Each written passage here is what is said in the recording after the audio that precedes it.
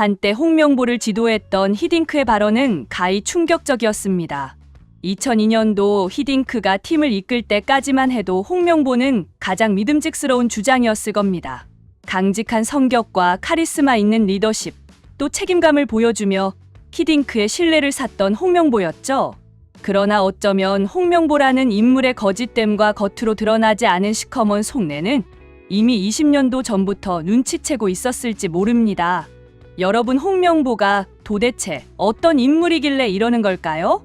그가 무슨 짓을 해야 한국 축구의 영웅인 히딩크마저 실망시킬 수 있던 걸까요? 2014년 홍명보 감독은 축구 전술 노트 대신 부동산 계약서를 들고 나타났습니다. 78평 땅 매입을 준비했던 홍명보, 월드컵 준비보다 더 큰 꿈을 꾸고 계셨나 봅니다. 축구 레전드에서 부동산 인플루언서로의 변신을 꿈꾸셨던 걸까요? 이때부터 그의 새로운 별명 땅명보가 탄생했답니다. 부동산 중개인까지 지금 이렇게 땅만 보러 다녀도 괜찮냐고 걱정했다는데 홍 감독님의 부동산 열정이 대단했나 봐요. 축구공보다 땅 보는 게 더 재밌었나 봅니다. 게다가 선수 선발은 마치 동창회 소집 같았어요. 야, 너희 런던 올림픽 때 잘했지? 월드컵도 가자. 이런 느낌이었다고 그 당시 홍명보를 지켜보았던 최측극은 말했습니다. 최종 엔트리의 절반 이상이 런던 올림픽 멤버였으니까요. 월드컵을 올림픽의 번외 경기로 생각했던 것 같습니다. 그 와중에 손흥민은 이 올림픽 동창회에 초대받지 못한 비운의 주인공이 되었습니다. 세계적인 스타 손흥민을 벤치에 앉혀놓다니 홍 감독님의 용기는 대단했다고 볼 수 있죠. 아마도 손흥민의 재능이 너무 뛰어나서 다른 선수들 자존감 떨어질까봐 배려를 했나 본데요. 이처럼 홍명보의 자신감은 하늘을 찔렀습니다. 월드컵에서 8강 진출하겠다고 호언장담했으니까요. 하지만 축구의 신은 부동산 투자만큼 관대하지 않은 법이죠. 그리고 결과는 16강 진출마저 실패했습니다. 하지만 홍명보는 대회 도중보다도 탈락 후에 오히려 더 힘이 넘쳤습니다. 현지 여성들과 춤추고 노래하며 월드컵 탈락 파티를 즐겼거든요. 홍 감독님의 모든 걸 잊고 이날 밤은 즐기자라는 명언과 함께 말이죠. 축구는 졌지만 파티에선 이겼다고 봐야 할까요? 이 파티 영상이 유출되면서 홍 감독님은 또 하나의 별명을 얻게 됩니다. 술, 여자를 밝히는 감독와 한 번의 월드컵으로 이렇게 많은 별명을 얻다니 정말 대단하다고 볼 수 있습니다. 축구 실력은 의문이지만 별명 제조기로서의 능력은 정말 타의 추종을 불허합니다. 이 모든 소동에 손흥민의 반응이 궁금하지 않으세요? 그는 귀국 후 인터뷰에서 첫 월드컵 데뷔전이라 내심 기대하던 부분이 없지 않았다며 선배들과 의기투합하여 아무리 강한 상대라도 투지를 보여줄 것으로 기대했지만 잘 되지 않았다고 말했습니다. 그 당시 손흥민 선수가 가지고 있던 순수한 영혼에 감동할 수밖에 없었습니다. 그 혼돈 속에서도 희망을 품고 있었죠. 10년이 흘러 2024년 우리의 땅명보 감독님이 극적으로 귀환했습니다. 마치 오래된 영화의 속편 내용 같은데요. 아니면 복귀보다도 은퇴가 더 빨리 오는 건 어떨까요? 하지만 홍명보의 이 시즌2는 시작부터 삐걱거립니다. 박주호가 전력위원회를 사퇴하면서 축구협회의 비밀을 폭로하는 바람에 홍명보 2기에 제동이 걸렸죠.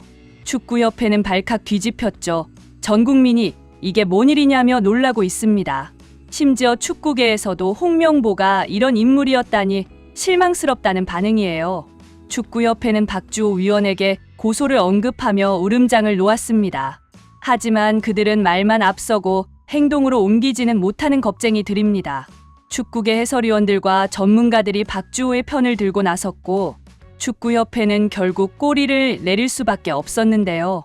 심지어 우리의 영원한 캡틴 박지성까지 가세에 참담하고 슬픈 심경이라며 한국 축구가 언제까지 발전은 없이 퇴보만 반복할 것이냐고 한탄했습니다. 박지성이 한숨 쉬는 모습을 상상해보세요. 정말 심각한 상황이라고 판단할 수밖에 없는데요.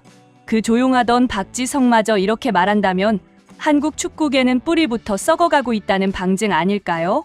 홍명보 감독 선임 과정은 모든 법적 절차를 무시한 채 이루어졌습니다. 축구협회 정관 규정은 무시하고 비밀리에 선임 과정. 전력강화위원회의 박주호 위원은 뉴스를 보고 나서야 이 상황을 깨달았다 합니다. 이임생 기술 총괄 이사는 정몽규 회장으로부터 모든 권한을 위임받아 홍명보 감독을 선임했다고 주장했습니다. 대한민국 축구의 미래를 결정하는데 이렇게 간단한 절차면 되나요? 마치 편의점에서 라면 고르듯 감독을 선임한 것과 다름없습니다. 게다가 홍 감독 선임 과정에서 면접이라는 게 있었다는데 이 또한 코미디가 따로 없습니다. 홍 감독은 이임생 이사가 집 앞에 찾아와 3시간에서 4시간을 넘게 기다렸기 때문에 뿌리치지 못했다고 말했어요. 이게 면접인가요? 아니면 불청객인가요?